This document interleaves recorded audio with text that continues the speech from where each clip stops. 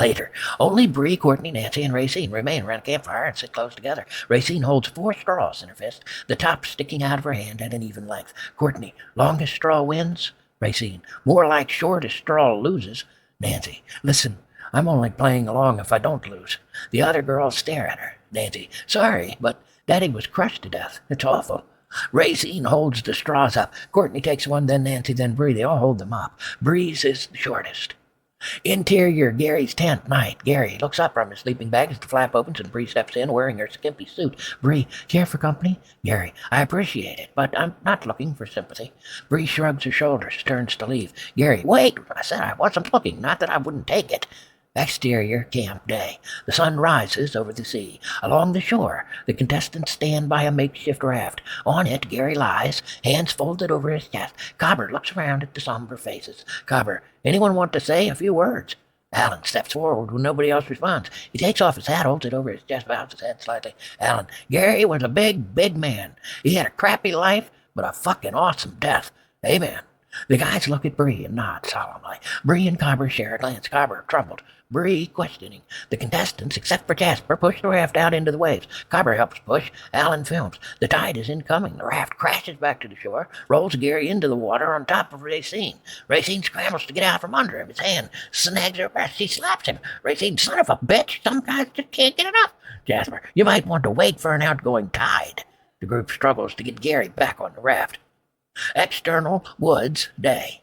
Cobber sits on a large rock with an orange in one hand. Brad crouches beside him. Brad, why the sudden change in attitude? Cobber, I guess I'm learning a new perspective. Brad, why should I trust you? Cobber jumps up and walks away. Cobber, don't. Why the hell should I care? Brad grabs him by the shoulder, stops him. Brad, hey, take it easy. Just a sudden decision. I wondered why. Cobber, look, I don't want a girl that wants to be with someone else, okay? If you know the trick, I guess I'll know the truth. Beat.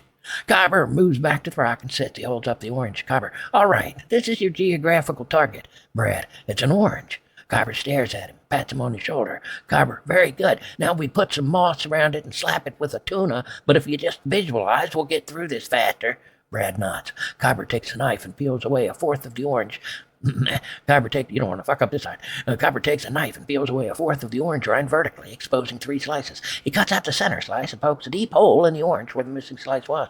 He uses the knife to shred up the pulp in pieces on either side of the missing slice. He squeezes it a little. Cobber gets the juices running.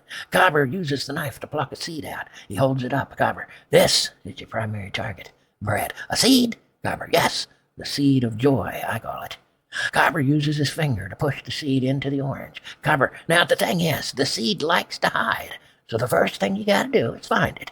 Cobber holds the orange out to Brad. Brad starts to take it, and Cobber pulls it back. Cobber, not with your eyes. It's scary down there. You have to find it with your tongue, peeling away each petal of the flower gently. Brad closes his eyes, puts out his hand. Cobber, I'll hold it.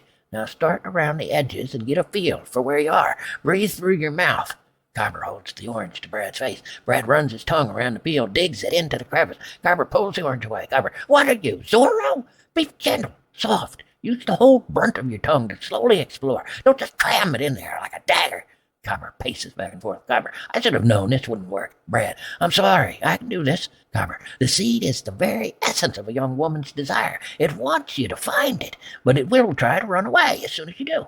Brad, okay, I got it.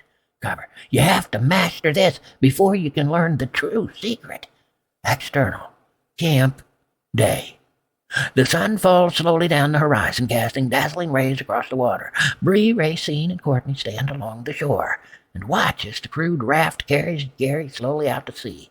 Behind the tents, on a rock outcropping, Jasper, Brad, Jeff, and Alan sit on the rocks with oranges in their faces.